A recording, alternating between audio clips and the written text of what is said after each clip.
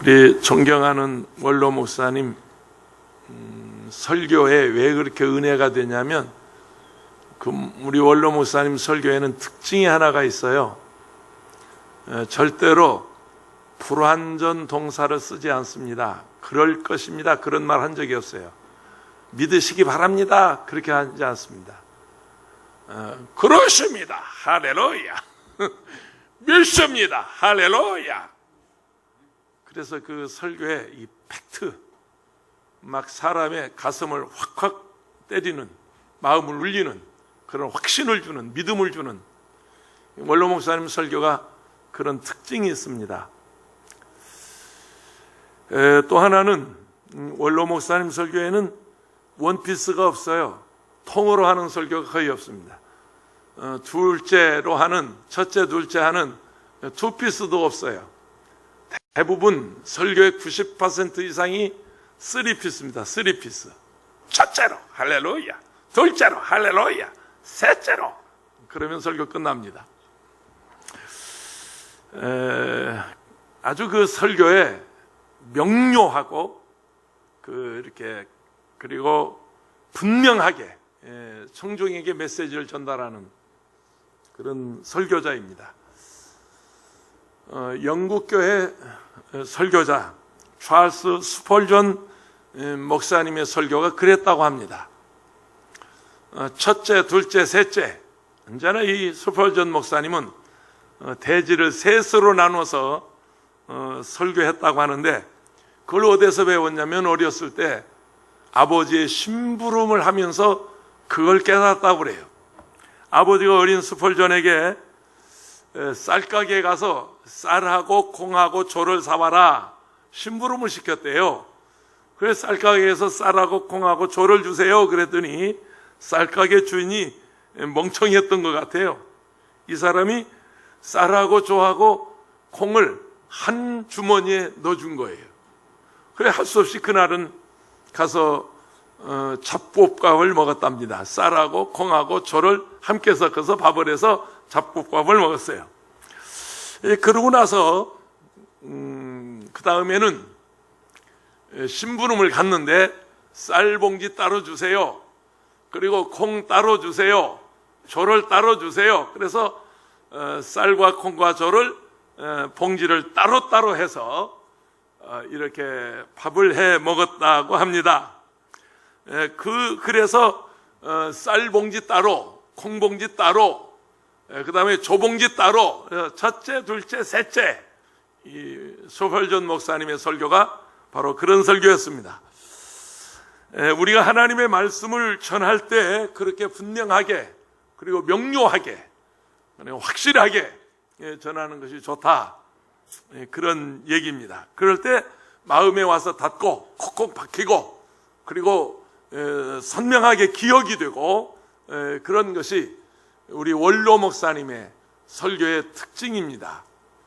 제자들 가운데도 그렇게 하지 못하고 그냥 두리뭉실하게 하는 목사들도 있고, 자꾸 이제 불완전 동사를 써서 그 설교가 약하다 그러죠. 그렇게 할 때 좀 설교가 약하다, 메시지가 약하다, 이런 얘기를 많이 듣고 있는데 김원철 목사는 모르겠습니다. 내가 내 얘기할 수 없잖아요. 그래서 메시지를 확실하게 분명하게 전하는 것이 중요합니다. 오늘 본문 민수기 4장은요 레위 지파의 이야기입니다.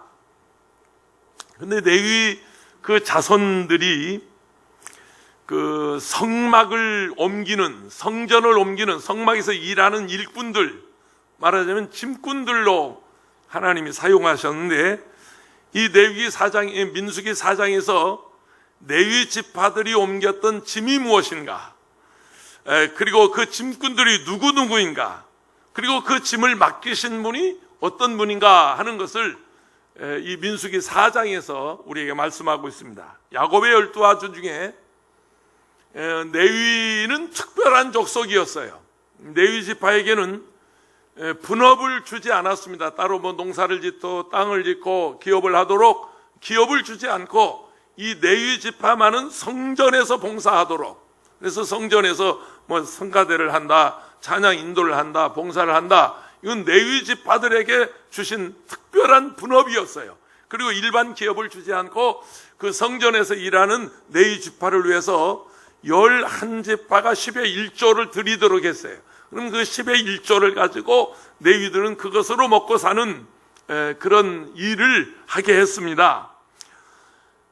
그런데 그 레위 지파 중에 레위는 3명의 아들을 두었는데, 3명의 아들을 두었는데, 첫째가 게르손이고, 둘째가 고핫이고, 그리고 셋째가 무라리입니다. 둘째 아들인 고핫의 후손에서 아주 그 걸쭉한, 누가 나오냐면 모세와 아론이 나옵니다. 첫째 아들이 아니고 셋째 아들이 아니고 둘째 아들에게서 모세와 아론이라고 하는 걸쭉한 당대 지도자 제사장이 나오게 됐습니다. 왜냐하면 제가 둘째 아들이거든요. 알아서 해석하세요. 근데 그 고핫의 자손들이 일을 하는데 법궤, 금촛대, 분향단, 그리고 금잔, 그리고 성소의 지성소의 중요한 성물을 운반하는 그런 그 일꾼들로, 물론 아론의 그 아들들 제사장들만 할 수 있는 일이었지만 그 둘째 고핫 자손들이 지성소의 성물을 운반하는 일을 했어요. 그 성물을 운반하는데 해달의 가죽, 물개 가죽입니다. 해달의 가죽이나 보자기로 싸서 포장해서 그것을 아주 소중하게 다뤄서 자신들의 어깨에 메고, 달구지를 이용하지 않았어요. 수레를 이용하지 않았어요. 그리고 짐꾼들을 이용하지 않았어요. 그 소중한 물건들을 자신들 어깨에 메고 그 소중한 물건을 이렇게 옮겼습니다. 굉장한 그 성경적 의미가 있는데요. 무거운 짐을 나르는 게르손 자손은 수레가 2대를 주었어요. 수레로 옮겨라 얘야. 그리고 막내 아들 무라리 자손에게는 수레를 4대를 주었어요. 6대 수레를 가지고 말뚝을 옮기고 널판지를 옮기고 그리고 포장을 옮기고, 말하자면 그 지성소에 있는 금잔이나 금촛대나 성소에 있는 소중한 물건보다는 좀 값어치가 덜한 그런 무거운 짐을 나르는 데는 수레를 이용했어요. 수레를 이용하고, 그리고 수레를 통해서 짐꾼들을 통해서 함께 나르도록 했지만, 이 고핫 자손의 그 소중한 성물은 그렇게 하지 않았어요. 수레를 주지 않고 짐꾼을 붙여주지 않고 본인들의 그 어깨에 메고 그 짐을 나르도록. 이게 무슨 얘기를 지금 목사님이 하려고 저러나. 설교를 들으면서 저게 뭔 얘기야? 난생 처음 듣는 얘기인데, 여러분 예수 믿으면서도 이런 그 얘기를 그렇게 목사들이 설교 잘 안 해요. 잘 들으세요. 왜냐하면 이 주의 일을 일꾼을 세우는데 하나님이, 우리가 헌신자라고 그러잖아요. 헌신이 뭡니까? 몸을 드린단 말이에요. 몸을. 뭐 누가 대신해 주는 게 아니에요. 내 자신이, 여러분이 하나님 앞에 지금 오늘날 예배 드린 분 있는데, 여러분이 오늘 교회에 나오시는 것 자체가 헌신이에요. 헌신. 몸을 드리는 거예요. 내 몸으로 하는 거예요. 주의 일은 내 마음으로 하고 몸으로 하고 물질로 하고. 할렐루야. 내가 헌신하는 게 그게 주의 일이에요. 여러분, 교회 일을 저 강 건너 불구경하듯 하지 말고, 남의 일처럼 생각하지 말고, 나하고 관계없는 일이라 생각하지 말고, 저 1층에서 차량 안내해서 노비에서 안내해서 뭐 명단을 적고 헌금 수전을 하고 찬양대를 하고 우리가 성가대를 하고, 이런 일이 나하고 관계없는 일이 아니라 우리가 몸으로, 여러분 교회 와서 예배 드리는 것만 해도 이게 헌신이에요. 오늘 같은 날 이 엄중한 시기에 그냥 코로나 걸리면, 저 교회 가면 코로나 감염돼서 오는 것처럼 자식들이 막 벌벌 떨고 가지 말라고 소리를 지르고 남편이 문을 잠그고 지금 난리요. 집집마다 난리인데, 그걸 다 뚫고 나는 뚫었다. 우리 집을 뚫었다. 코로나가 뚫은 게 아니라 내가 뚫은 거예요. 그래서 여러분이 이렇게 교회 온 것 자체가 하나님 은혜고, 여러분 헌신이고, 하나님이 여러분의 걸음과 발걸음과 여러분의 이 찬양과 여러분이 드리는 예배를 하나님 받으세요. 얼마든지 온라인으로 손바닥에서 스마트폰 켜놓고 예배 드릴 수 있는 어떤 환경에서 그럴 수 있지만 하나님은 여러분이 헌신하기를 원하세요. 몸을 드리기를 원하세요. 믿습니까? 첫째 게르손, 둘째 고하시고 셋째 므라리는 짐을 나르는 일꾼들인데 우리의 일상의 짐이 아니에요. 사람들이 사는 집이 아니에요. 하나님의 처소 성막의 짐을 나르는 하나님이 특별한 일꾼들입니다. 오늘 21절, 22절, 23절에 보면 일꾼을 세우라고 명령합니다. 야훼께서 또 모세에게 말씀하여 이르시되 게르손 자손도 그 조상의 가문과 종족에 따라 계수하되 30세 이상으로 50세까지 그랬어요. 나이를 정했어요. 30세 이상으로 50세까지 희막에서 성막입니다. 복무하고 성전에서 복무하고 봉사할 모든 자를 계수하라. 출애굽 시대에 사람의 평균 수명이 70에서 80세였습니다. 족장 시대 120세가 기준이었고요. 노아 홍수 이전 시대는 950세가 기준이었어요. 홍수 이전의 평균 수명이 912년이었습니다. 그리고 이제 홍수 난 이후에 홍수 이후에는 120이 기준이었어요. 그런데 이 출애굽 시대는 70, 80이 그게 말하자면 인간의 수명, 한계 수명이었어요. 그러면 30세에서 50세까지라는 말은 인간의 절정기, 아주 젊을 때, 힘이 있을 때, 가장 활동적일 때, 가장 건강할 때, 할렐루야. 그럴 때 헌신하라는 거예요. 여러분의 젊음과 시간과 몸과 마음 가장 왕성할 때 나와서 헌신하라는 거죠. 30세에서 50세까지, 나중에 이제 20세로 그 헌신할 나이가 줄어듭니다. 줄어들어서 20세에서 50세까지 이렇게 나이를 민수기 4장에서 정하고 있는데, 어떤 교회 목사님이 집사님의 등급을 매겼더라고요. 1등급에서 6등급까지. 오늘 잘 들으시고 한번 적어서 이따가 답을 내보세요. 내가 몇 등급인지, 내가 몇 등급 집사인지. 뭐 고기도 1등급이 있고 2등급이 있잖아요. 근데 집사도 1등급에서 6등급까지 있는데 1등급 집사, 암소 같은 집사, 황소 같은 집사, 소 같은 집사, 교회 짐을 다 짊어지고 목숨까지 내놓는 사람, 이게 1등급 집사래요. 여러분 오늘 아침 뉴스 보셨나요? 저 전라남도 구례에서 이번 폭우로 인해서 섬진강에 물이 넘쳐가지고 우사가 침몰됐어요. 근데 그 우사에 있던 소들이 떠내려갔는데 섬진강에서 어디까지 갔냐면 남해 섬까지, 무인도 섬까지 떠내려가서 소가 거기 살아났어요.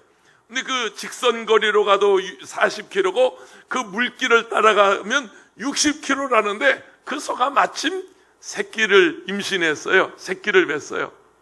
아마 내가 생각할 때 지난번에도 어디에서 그런 뉴스가 뜬 적이 있습니다. 지붕 위에 올라갔던 소가 그저 어렵게 내려놨더니 그게 쌍둥이를 낳았다. 그래서 뉴스가 된 적이 있는데, 오늘 아침 뉴스에도 전라남도 구례에서 저 경상남도 남해까지 그 물길 따라 60km를 떠내려갔는데 거기 가서 무인도에 딱 걸렸어요. 그래가지고 사람들이 구조를 해서 그 소 주인에게, 목장에 데려놨더니 소 주인이 하는 말이, 내 평생 이 소는 팔지 않고 내가 잡아먹는다는 차마 말 안 했어요. 나중에 아무래도 그 주인이 그렇게 말을 했어도 그 소 잡아먹을 것 같은데, 아무튼 그게 이제 1등급 집사래. 암소 같은 평생을 헌신하고 나중에 몸까지 바치는. 2등급 집사는 양과 같은 집사랍니다. 목자가 이끄는 대로 순종하는, 그냥 순종하는. 여러분 그 양이 죽는 얘기 여러분 아시죠? 그 어딥니까? 몽골에서 사여가다 온 우리 방아무개 목사님 얘기를 들어보면 자기가 그 양을 잡는 모습을 봤다네요. 근데 양을 끌고 가는데 그냥 아무 말 없이 끌고 가네. 아무 말 없이 따라간대. 그냥 목자가 죽으러 가는 줄 눈물을 줄줄 흘리면서 그냥 따라간대요. 이제 맞아요. 도살장에 끌려가서 망치로 딱 한 번 때리면 그냥 뭐 죽으면서도 소리 안 지른대요. 그리고 쓰러진대요. 그러고 쓰러지네. 한번 따라해봐. 그러고 쓰러진 게 양이래요.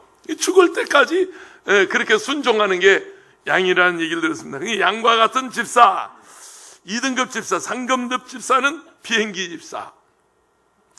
띄워주고 칭찬하면 좋아하고, 그렇지 않으면 교회를 떠나는 사람. 목사님이 인사 안 받았다고? 아니 내가 문 앞에 서서 아니 이 사람 저 사람 얘기하느라고 몰랐겠지. 설마니 내가 인사 안 받았겠어? 그렇다고 또 시험 든 사람. 이게 비행기 집사예요. 비행기 집사. 그 다음에 4등급 집사가 미꾸라지 집사. 일할 때마다 요리조리 피해. 잘도 빠져. 근데 희한하게 이런 사람은 꼭 먹을 때 나타나. 그런 사람이 있어요.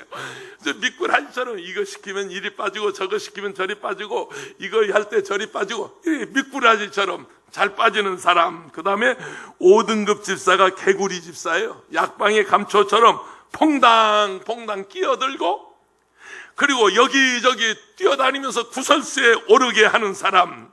6등급 집사가 염소 집사인데 잡아당기며 갈라놓고 흩어놓고 높은 곳에만 올라가는 교만한 사람. 이게 6등급 집사라고 그런다. 예배 마치고 있다 헌금 시간에 여러분 메모 이름 써가지고 거기다가 답을 꼭 적어내세요. 내가 몇 등급 집사인가. 오늘 일부 예배 설교하고 1층에 내려갔더니 목사님 저는 1등급이에요. 저는 2등급이에요. 권사님들이 그러더라고요. 세상에 흔한 말로 하는 말로 한몫하는 말꾼이 있어요. 그리고 남들이 일하는 것을 팔짱 끼고 구경하는 구경꾼이 있어요. 이 말 저 말 옮기면서 싸움 붙이는 싸움꾼이 있고, 자기가 못하면서 다른 사람도 못하게 하는 회방꾼이 있어요. 하나님이 원하시는 일꾼, 주인이 원하는 일꾼, 교회가 원하는 일꾼, 어떤 일꾼이냐? 자기에게 시킨 일만 잘해도 훌륭한 일꾼이에요. 좋은 일꾼이에요. 그런데 그리고 자기 일만 해도 훌륭한 일꾼이고, 시키는 일까지 하면 더 훌륭한 일꾼이고, 진짜 좋은 일꾼은 시키지 않은 것까지 척척하는 일꾼. 여러분 그런 일꾼 되시기를 축원합니다. 시장에 가도 짐꾼이 있고, 역전에 가도 짐꾼이 있고, 터미널, 공항, 여러분 항구에 가도 짐을 나르는 짐꾼들이 있는데, 여러분 짐꾼을 없이 여기면 안 돼요. 특별히 교회에서 일하는 이 성직, 이 레위 족속들이 하는 이 일이야말로 소중한 일이요. 여러분이 안내를 하든지 아니면 찬양을 하든지, 여러분이 식당에서 봉사를 하든지 수전을 하든지 어떤 일이든 이 교회에서 하는 일은 하나님이 특별히 선택한 레위 족속이 하는 귀한 일임을 기억하시고 감사함으로 하시기를 축원합니다. 광야를 여행할 때 짐이 없는 사람은 처음에 좋았을지 몰라요. 아이고 이거 뭐 여기저기서 사람들은 짐 지고 가는데 나는 홀가분하게 그냥 간다. 근데 그걸 40년 그렇게 살았다고 보세요. 40년 거는 4년 4개월도 살기 힘들 거예요. 짐이 있는 것이 복이고, 여러분 짐꾼이 복이고, 여러분 무겁더라도 짐이 있는 게 하나님의 은혜입니다. 크고 작은 짐이 누구에게나 있지만 여러분에게 어깨에 짐을 지워주신 하나님께 감사하기를 바랍니다. 가정에서도 짐이 있고, 직장에서도 짐이 있고, 교회에서도 내게 무거운 짐이 있어요. 어깨를 짓누르는 무거운 짐이 있는 것을 우리는 감사해야 돼요. 우리나라 요새 유행하는 말이 38선, 4호전, 569도라는 말을 기억하시죠? 38선이라는 38이 되면 퇴임의 선을 넘어가고 있다. 38선. 4호정은 45세까지, 이 45세가 되면 정년이다. 4호정. 그 다음에 569도는 56세까지 일하려고 직장에 남아있는 사람은 도둑이다. 그래서 569도. 이게 유명한 말인데, 인생의 절정기를 할 수 있는 30대에서 50대까지, 나중에는 이제 20대로 줄어듭니다만은 20대에서 50대까지 인생의 그 황금기, 절정기, 그럴 때 주의 일을 하라는 거예요. 그럴 때 힘써 짐을 나르라는 거예요. 그럴 때 헌신하라는 거예요. 할렐루야. 여러분 40대 할 일 없는 사람이 얼마나 가련한 사람이에요. 젊을 때 일할 게 없는 사람이 요즘 청년 실업률이 대단합니다. 청년들이 일자리가 없어요. 대학을 나와서도 이게 취직하기 하늘의 별 따기란 말이에요. 그래서 지금 심각한 사회적인 문제가 되게 있는데 세상 일도 그래요. 여러분 교회 일도 그렇습니다. 하나님이 여러분에게 일거리 주신 것을 감사하세요. 고핫 자손이 져야 할 짐이 다르고 게르손 자손이 질 짐이 다르고 무라리 자손이 짐이 다르지만 광야를 이동할 때는 꼭 기억하세요. 하나님께서 크고 작은 짐을 진 그 자손들을 낮에는 불기둥으로 밤에는 구름기둥으로, 낮에는 구름기둥으로 밤에는 불기둥으로, 요즘엔 밤에도 구름기둥이 떠요. 할렐루야. 구름기둥이 밤에 뭐 구름이 있잖아. 그러니까 그냥 그렇게 알아들으면 돼요. 낮에도 뭐 구름기둥만 있어요. 불기둥도 있지. 불기둥도. 짐이 있는 것을 감사하세요. 그들을 하나님이 인도하시기 때문이에요. 나는 짐을 질 도구가 없어서 짐을 못 지겠다 핑계할 수 없는 것은 고핫 자손은 자기 어깨에 메고 갔다. 혹시 어깨가 없는 사람이 있어요? 몸이 없는 사람이 있어요? 팔다리 없는 사람이 있어요? 지난 주일 제가 그 레나 마리아의 간증을 얘기했는데 그분은 태어날 때부터 발이 없어요. 그리고 한쪽 다리가 짧아요. 완전히 태어날 때부터 장애우로 태어났어요. 그런데도 그게 주신 그 아름다운 목소리로 주님을 찬양하고 많은 사람에게 감동을 주고 있지 않습니까? 갈라디아서 6장 2절입니다. 너희가 짐을 서로 지라 그리하여 그리스도의 법을 성취하라. 갈라디아서 6장 5절입니다. 각각 자기의 짐을 질 것이라. 남의 짐뿐만 아니라 자기의 짐을 질 것이라. 우리 교회가 9월 6일 오후 3시에 우리 이영훈 당회장 목사님을 모시고 장로 권사 취임 감사 예배를 드리는데 내게 왜 이런 짐을 줍니까? 이렇게 말씀하지 마시고 감사함으로 내게 주신 직분을 감당하고 그 짐을 감사함으로 받아들이기를 축원합니다. 나는 못하겠다 안 되겠다 말하지 마세요. 어깨가 없습니까? 말하지 마세요. 하나님의 일이고 하나님이 시키는 일이니 내가 순종하겠습니다. 아멘하고 여러분 직분을 잘 감당할 수 있기를 바랍니다. 예수님께서 예루살렘에 입성하실 때 예수님이 입성하실 때 타고 들어갈 나귀가 필요했어요. 제자들에게 말씀하십니다. 저 동네에 들어가서 어린 나귀를 하나 끌어와라. 나귀를 끌을 주인이 뭐라고 말하면 주가 쓰시겠다라. 주님이 쓰시겠다라. 제자들은 동네에 들어가서 그 입구에 매여 있는 어린 나귀를 끌고 와. 여보시오, 아니 왜 남의 나귀 끌고 가시오? 주님이 쓰신다고 그럽니다.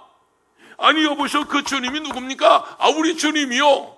그 주님이 누굽니까? 하나님의 아들이요. 변명하지 않았어요. 설명하지 않았어요. 주가 쓰시겠다 하라. 할렐루야. 주님이 필요하다고 해라. 그래서 나귀를 풀어주는 그런 일이 있었습니다.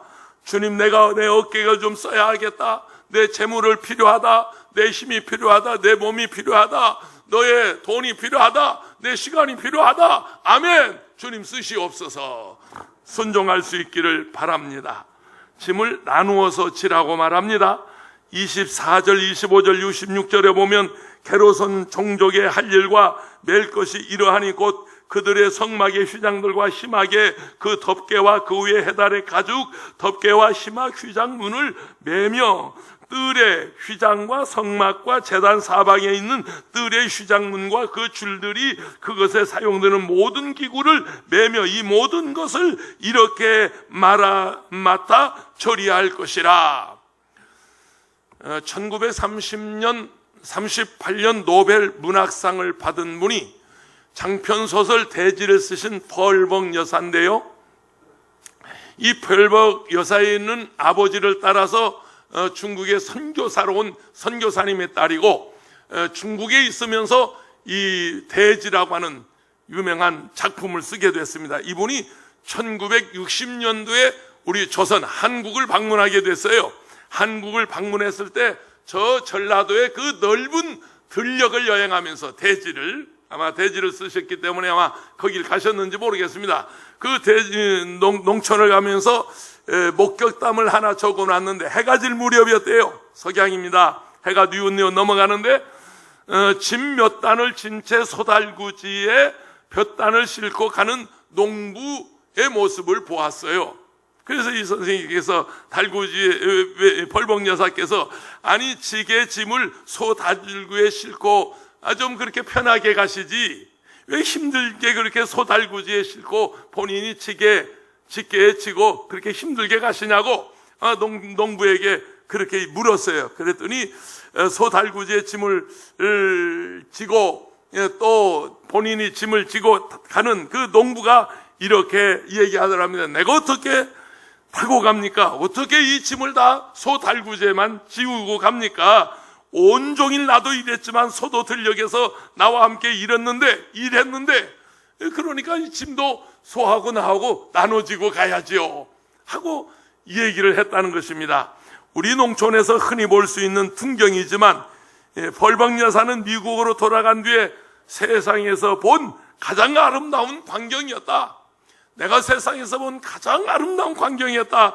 그렇게 기록하면서 미국의 농부라면 소 달구지에 짐을 싣고 그 소에 올라타서 편하게 집으로 향했을 것이지만 한국 농촌에서 보았던 그 농부는 소의 짐을 덜어주려고 자기에게 폈단 몇을 지게에 지고 귀가하는 모습을 짐승을 배려하는 이 농부의 마음이었다고 내가 세상에서 본 가장 아름다운 장면이었다라고 말한 적이 있습니다. 우리가 짊어지는 짐은 두 종류가 있습니다. 첫째는 세상의 죄의 짐이에요. 둘째는 주님이 주시는 짐이에요.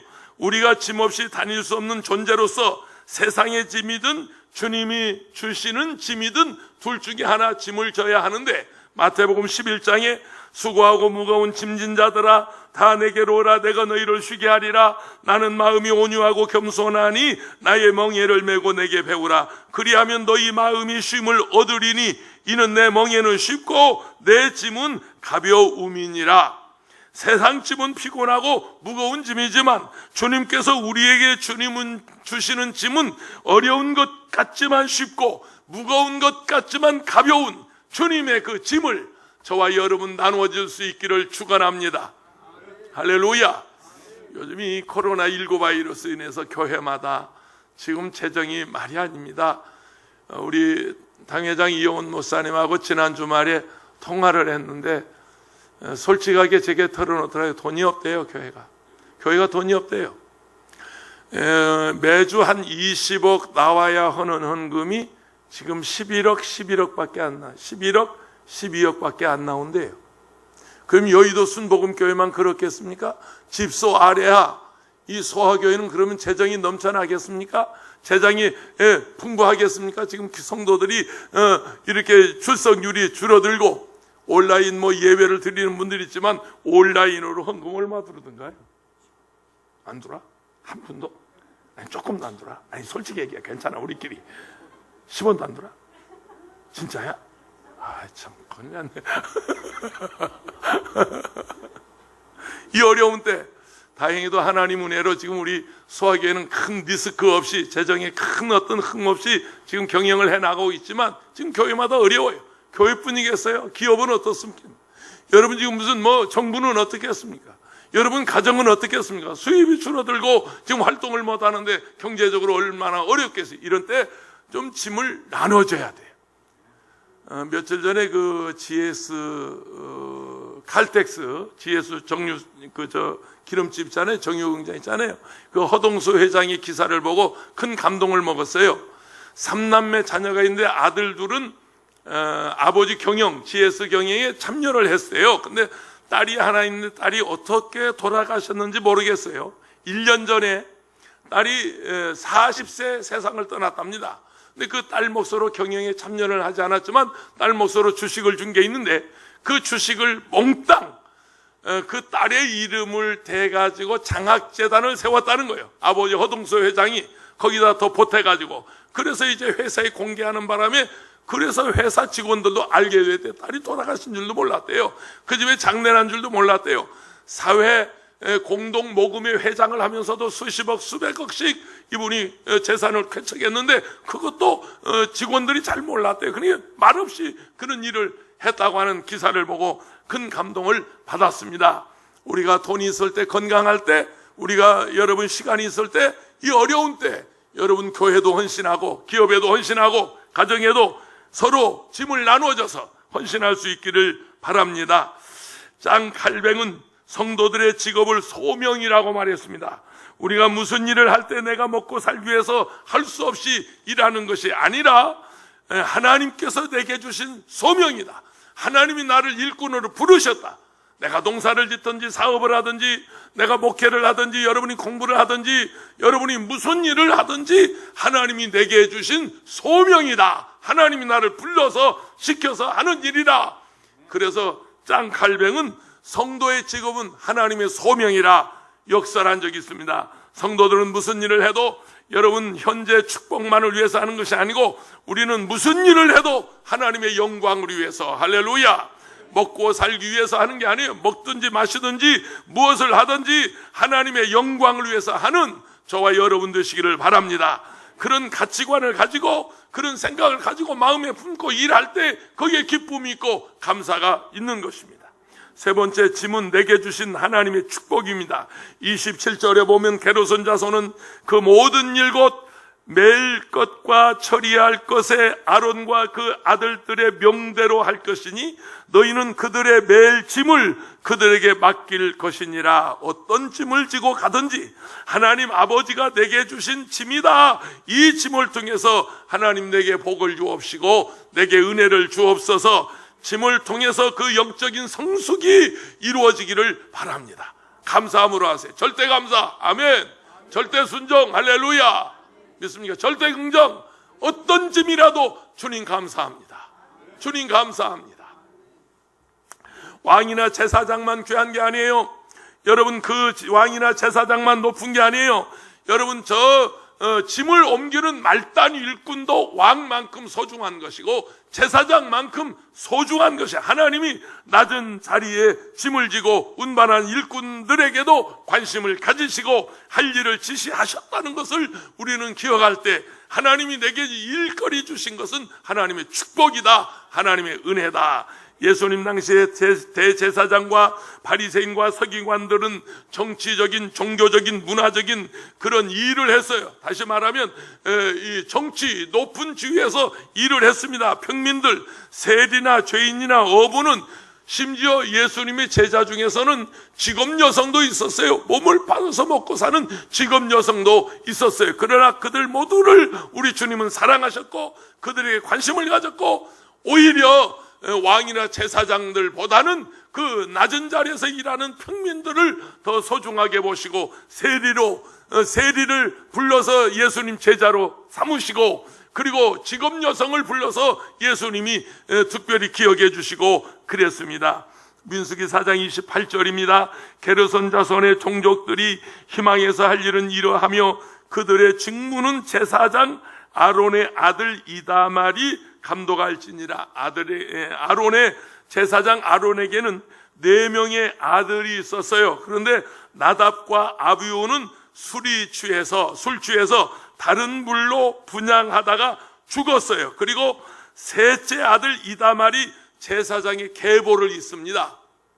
게르손 자손이 짐을 운반할 때 감독하는 사람이 아론의 막내 아들 이다말이었는데 이다말이 게르손 자손의 모든 그 짐을 일을 감독하는 감독자였어요. 게르손 자손은 이다말에게 나이 어린 내가 무엇이라고 우리에게 이러라 저래라 그러냐고 말하지 않았어요. 그런 말 하지 않았어요. 하나님이 이다말을 감독자로 세우시고 이다말에게 책임을 부여했으니 나이가 많든지 적든지 일이 귀하든지 중하든지 그 감독자의 말을 들으라. 30세 이상으로 50세까지 성전 홍사에서 일할 만한 자를 계수하라는 것은 50세 5, 6도가 아니라 죽을 때까지 힘을 다해서 힘 있는 데까지 할렐루야 주의 일 하라는 것입니다. 우리 교단에도 정년이 있어서 저도 일할 나이가 많지 않습니다. 저도 목회할 시간이 그렇게 많지 않습니다. 만 5년이 남지 않았습니다. 저도 은퇴할 것입니다. 제가 연장하자고 말하지도 않을 것이고 연장해 주지도 않을 것이고 어휴 저 목사 빨리 그만두지. 그러기 전에 내가 그만둘 테니까 걱정하지 말고. 그런데 여기 50세까지라는 정년을 정한 것은 죽을 때까지. 아멘이십니까? 아멘. 여러분, 내가 목사를 그만둔다고 내가 주일 안 하겠어요? 내가 목회를 그만둔다고 내가 집에서 여행이나 다니고 놀고 그러겠습니까? 내가 죽을 때까지 주의 일하죠. 복음으로 일하죠. 우리 주님을 위해서 일하죠. 민수기 8장입니다. 6절 7절에 보면 이스라엘 자손 중에서 레위인을 데려다가 정결하게 하라. 너는 이같이 하여 그들을 정결하게 하되 곧 속죄의 물로 그들을 뿌리고 그들에게 그들의 전신을 삭도로 밀게 하고 또 그 의복을 빨게 하여 몸을 정결하게 하라. 주의 일은 어떻게 하느냐? 정결해야 된다는 거예요. 심지어 옷도 깨끗하게 입고. 오늘 여러분 교회 나오면서 아무렇게 나온 게 아니잖아요. 여러분 교회 오실 때 여러분 집에서 있는 신발도 제일 좋은 거 신고 옷도 제일 좋은 옷을 입고, 그리고 어제 토요일부터 안식일 토요일부터 오늘 예배드리기 위해서 여러분 준비를 하고 그렇게 해야 된다는 거예요. 주의 일은 그냥 아무렇게나 허겁지겁 허둥지둥 그냥 있는 그대로 하는 게 아니고 준비해서 정결하게 깨끗하게. 할렐루야. 4장 20절에 보면 그들은 잠시라도 들어가서 성소를 보지 말라. 그들이 죽으리라. 무슨 얘기냐면 고핫 자손들이 성물을 운반하는데 도대체 이 법궤 안에 뭐가 들어있을까? 오늘 헌금은 얼마나 나왔을까? 이거 누가 냈을까? 관심 갖지 말라는 거예요. 응? 그것을 열어보고 아론의 지팡이를 휘둘러보고 이게 도대체 뭐야? 야, 그 아론의 지팡이, 야, 이거 좋다. 그러지 말라는 거예요. 그걸 경건한 마음으로, 거룩한 마음으로 성물을 다루라는 거예요. 하나님은 절대로 성물을 경박하게 다루지 말고 경외심을 가지고 다루라는 거예요. 봉사하면서 성물에 손을 대지 말라, 탐심 부리지 말라, 욕심 부리지 말라. 저는 목회 45년째 이곳저곳 많이 다니면서 목회했어요. 그런데 성물에 손댄 사람들 여럿 봤어요. 신학교 다니면서 제가 40년 전 기도원에 있으면서부터 성물에 손대는, 기도원에 가서 헌금 도둑질하기 쉬워요. 제가 가르쳐 줄까요? 기도원에 가서 봉사하면서 헌금 봉투를 걷잖아요. 걷어요. 보면 알아. 이게 5만 원 들었네. 5만 원이네. 5만 원짜리는 빈 봉투에다 딱 집어넣어요. 빈 봉투에 딱 집어넣어요. 그리고 빈 봉투 놓는 데다 넣고 다 이제 불 끄고 다 이제 마친 다음에 슬며시 그 봉투를 주머니에 넣고 가는 사람 잡았어요. 그 정도 안에 헌금을 이렇게 성전에서 가지고 이제 사무실로 가는데 그 사무실로 가는 계단이 있어요. 계단이. 근데 계단 올라가면서 헌금을 몽땅 집어넣는 사람도 잡았어요. 정말이에요. 그래서 지금은 꼭 경비원이 동행을 하죠. 직원이 동행하죠. 그래서 한 사람 두 사람 꼭 그 중간에서 훔치지 못하도록. 제가 어느 성전이라고 말하지 않지만 거기서는 어느 날 수표를 쓰다가 걸렸어요. 그게 도난 신고됐는데 딱 걸렸어요. 보니까 어디서는 길에서 주웠대. 길에서 줍기는 무슨 주워? 훔친 거지. 어떤 사람은요, 어떤 사람은 내가 말 안 해. 이게 다 이름 다 될 수 있어요. 이렇게 이제 강대상에 올라온 헌금을 이렇게 있다가 누가 100만 원 했네. 할렐루야. 자기 성경에 딱 집어넣어요. 그리고 설교 마치고 그걸 가져가를 봤어요. 아니, 본 건 아니야. 반주자가 그걸 봤어요. 반주자가 보고요. 저 봉투 하나가 성경으로 들어가네.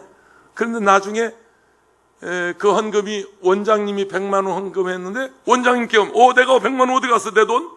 이거 도대체 저 댕기는 거야? 내가 강단을 올렸는데 엄마 내가 봤어. 그런 사람도 있어요.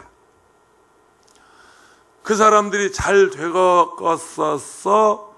못 되었었어? 지금 그 사람들이 잘 먹고 잘 살겠었어? 양아치처럼 얻어먹고 살겠었어? 성물에 손대지 말라는 거예요. 성물을 소중하게 여기지 말라는 거예요. 제가 도봉성전에 우리 백은섭 장로를 참 좋아하고 백은섭 장로도 나를 참 좋아하고 정말 친구로서 우리가 같이 일하면서 참 좋아하는데 이 백은섭 장로는 교회 것은 볼펜 한 자루도 손대지 않아요. 메모지 한 장이라도 교회 것을 소중하게 여기고 교회 돈 가지고 절대로 어떤 사욕을 위해서, 사익을 위해서 쓰지 않고 볼펜 한 자루라도 교회에서 쓰던 걸 가져가지 않고 그렇게 소중하게 다루니까 하나님이 그런 사람이 복 주세요. 할렐루야. 교회 것을 소중하게 여기세요. 성물을 소중하게 여기세요. 궁금하게 생각하지 마세요. 그런 탐심을 보이지 마세요. 무엇을 하든지 주님이 내게 주신 짐이라고 생각하면 경건한 마음으로, 성실한 마음으로, 진실한 자세로 거들럭거리지 말고 여러분 진지하게 성물을 다루시기를 축원합니다. 봉사에 참여하라는 원리의 뜻은 전투하라는 말이에요. 전투. 이 봉사하는 참여하라는 말은 전쟁터에서 군인이 전투하듯이, 그러니까 우리가 주의 일을 하는데 그런 전투적인 자세로, 그런 자세로 주의 일을 할 때 하나님께서 우리를 축복하시고 우리에게 은혜 주실 줄로 믿습니다. 여러분 끝까지 깨끗하게 하나님 앞에 쓰임 받기를 바랍니다. 기도합니다. 하나님 아버지, 은혜를 감사합니다. 우리가 끝까지 깨끗하게 주의 일에 쓰임 받게 하옵소서. 일꾼으로 쓰임 받게